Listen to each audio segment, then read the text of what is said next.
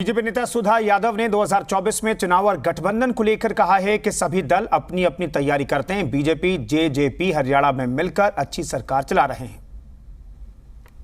हरियाणा का अगर जिक्र करें तो किस तरह की तैयारी आगे होने वाली है हरियाणा में? अगर बीजेपी क्या आगे रणनीति क्या है चुनाव को लेकर? देखिए, पहले लोकसभा चुनाव होगा, उसके बाद फिर विधानसभा चुनाव होना है हरियाणा में। देखिए, भारतीय जनता पार्टी सत्ता में आने के बावजूद भी अपने संगठन के विस्तार को करने में लगी हुई है।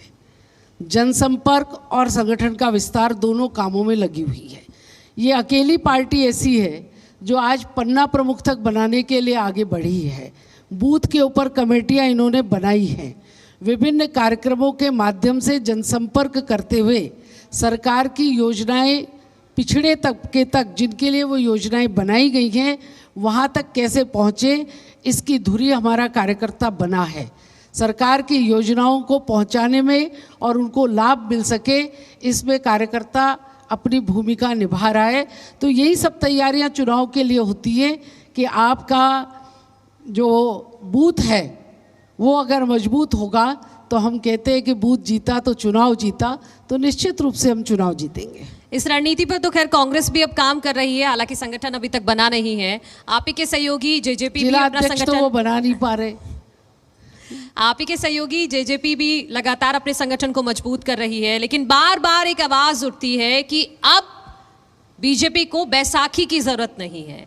क्या आपको लगता है कि आप उस स्टेज पे हैं कि अकेले सक्षम है चुनाव में जाने के लिए, किसी सहारे की जरूरत नहीं है? देखिए, ये सब जो विषय हैं ये चुनाव के समय के विषय हैं, और जो भी रणनीति होती है, युद्ध की रणनीति युद्ध से पहले बताना अपने आप को कमज़ोर करना होता है। तो युद्ध की रणनीति बॉर्डर के ऊपर बताई जाती है, तो चुनाव की रणनीति चुनाव की घोषणा के बाद बताई जाएगी। चुनाव की घोषणा के बाद नहीं, पर उस सवाल पे आपने जवाब नहीं दिया कि आपकी पार्टी सक्षम है, खुद आप मैदान में उतरने के लिए तैयार हैं? तैयारी सब दल अपनी अपनी करते हैं और समय आने पर क्या होगा उसका निर्णय बाद में होगा। नहीं तो दोनों चुनाव में, चाहे विधानसभा हो या लोकसभा, दोनों में साथ में लड़ेंगे? अभी ऐसा ना तो अलग की बात है ना साथ की बात है।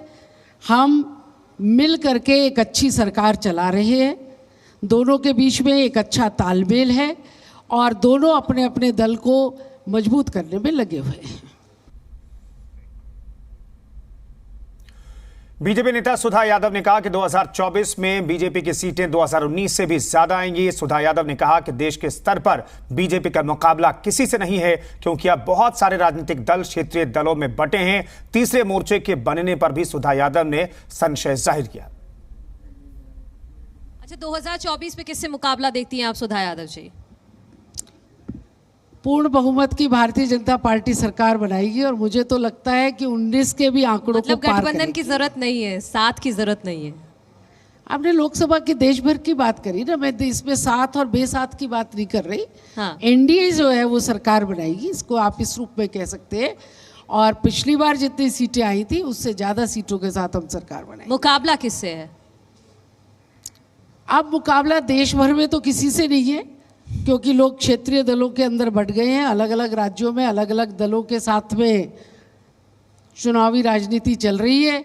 अब ऐसी कोई दल नहीं बचा जिसको मैं ये कह सकूं कि पैन इंडिया उसके साथ में हमारा मुकाबला होगा। तो अलग अलग दलों के साथ अब ये इकलौती पार्टी है जो पूरे देश में परचम फहरा रही है, बाकी तो छोटे छोटे टुकड़ों में है।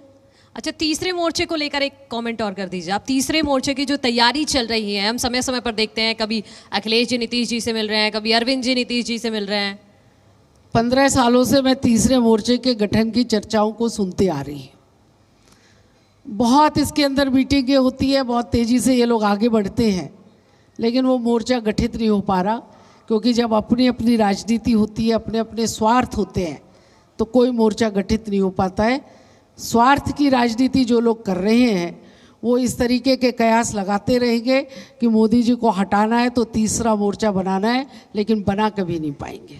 तुम नहीं बनेगा मतलब 2024? मुझे नहीं लगता कि कभी भी बन पाएगा, क्योंकि जो लोग मोर्चा बनाने के लिए आगे बढ़ रहे हैं हाँ। उनमें से कुछ लोगों को कांग्रेस से आपत्ति है और कहीं पर कांग्रेस को उन लोगों से आपत्ति है, तो कैसे बनेगा? अगर मोर्चा बनाना है तो एक प्लेटफॉर्म पर आना पड़ेगा, जिस पर आने के लिए मुझे अभी संभावनाएं दिखाई नहीं देती हैं।